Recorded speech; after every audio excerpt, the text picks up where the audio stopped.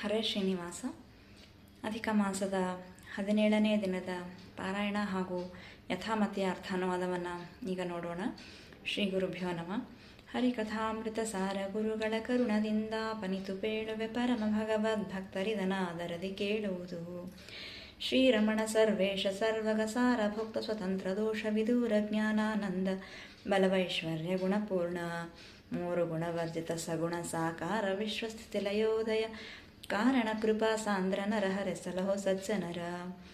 ಇದು ಕಕ್ಷ ತಾರತಮ್ಯ ಸಂಧಿಯ ಅಥವಾ ದೇವತಾ ತಾರತಮ್ಯ ಸಂಧಿಯ ಮಂಗಲ ಪದ್ಯ, ಅಂದರೆ ಮೊದಲನೇ ನುಡಿ. ಇದನ್ನು ವಿಷ್ಣು ತತ್ವ ನಿರ್ಣಯದ 19ನೇ ಸ್ತೋತ್ರವನ್ನು ಆಧರಿಸಿ ಈ ಒಂದು ನುಡಿಯ ರಚನೆಯಾಗಿದೆ ಅಂತ ಹೇಳ್ಬೋದು. ಇಲ್ಲಿ ಶ್ರೀರಮಣ ಅಂದರೆ ಲಕ್ಷ್ಮೀಪತಿಯಾದ ಜಗದೊಡೆಯನಾದ ಪರಮಾತ್ಮನನ್ನು ಶ್ರೀರಮಣ ಅಂತ ಕರೀತಿದ್ದಾರೆ. ಸರ್ವೇಶ ಅಂದರೆ ಸರ್ವರಿಗೂ ಅಂದರೆ ಬ್ರಹ್ಮಾದಿ ದೇವತೆಗಳಿಂದ ಸಕಲ ಚೇತನ ಗಣಗಳಿಗೂ ಈಶನಾದ ಒಡೆಯನಾದ ಪರಮಾತ್ಮನನ್ನು ಸರ್ವೇಶ ಅಂತ ಕರೀತಿದ್ದಾರೆ.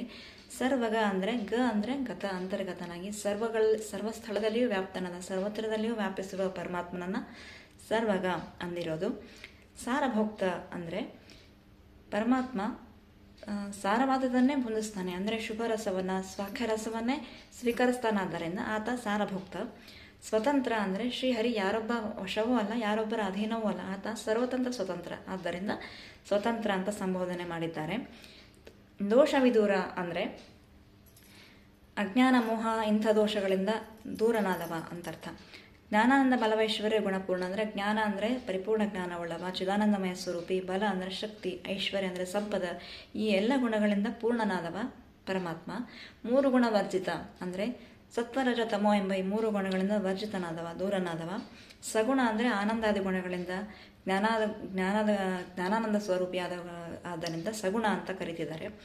ಸಾಕಾರ ಅಂದರೆ ಅಪ್ರಾಕೃತ ಶರೀರವುಳ್ಳವನಾದ್ದರಿಂದ ಆತನನ್ನು ಸಾಕಾರ ಅಂತ ಸಂಬೋಧಿಸಿರೋದು. ವಿಶ್ವಸ್ಥಿತಿ ಲಯೋದಯ ಕಾರಣ ಅಂದರೆ ಈ ವಿಶ್ವದ ಬ್ರಹ್ಮಾಂಡದ ಸೃಷ್ಟಿ ಸ್ಥಿತಿ ಲಯಕ್ಕೆ ಕಾರಣನಾದ ಪರಮಾತ್ಮನನ್ನು ವಿಶ್ವಸ್ಥಿತಿ ಲಯೋದಯ ಕಾರಣ ಅಂತ ಹೇಳ್ತಿರೋದು. ಕೃಪಾಸಾಂದ್ರ ನರಹರೆ ಸಲಹು ಸಜ್ಜನರ.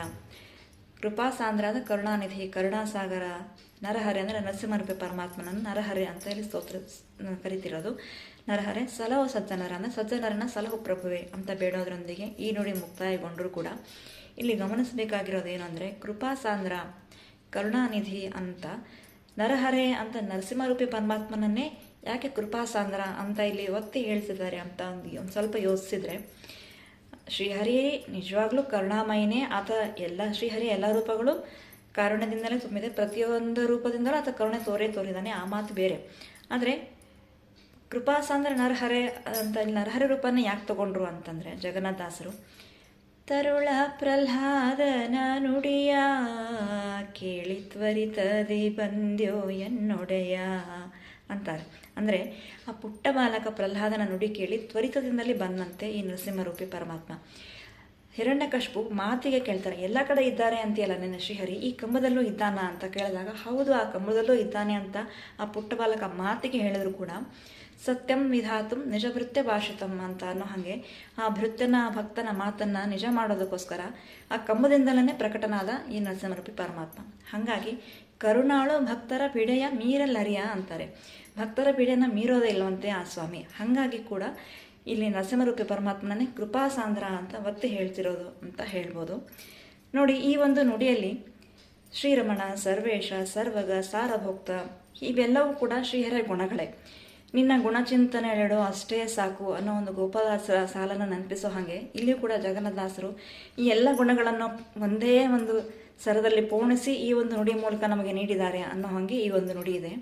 ಶ್ರೀಹರಿಯನ್ನು ಗುಣಚಿಂತನೆಗಳಿಂದಲೇ ಉಪಾಸಿಸಬೇಕು ಅನ್ನೋ ಒಂದು ಸುಂದರ ಸಾರಾಂಶವನ್ನು ಈ ಒಂದು ನುಡಿಯ ಮೂಲಕ ದಾಸರು ನಮಗೆ ನೀಡಿದ್ದಾರೆ ಅಂತ ಹೇಳ್ತಾ ಈ ದಿನದ ಯಥಾಮತಿಯ ಭಾವನಾದವನ್ನು ಮುಗಿಸ್ತಾ ಇದ್ದೀನಿ. ಶ್ರೀಕೃಷ್ಣಾರ್ಪಣ ಮಸ್ತು.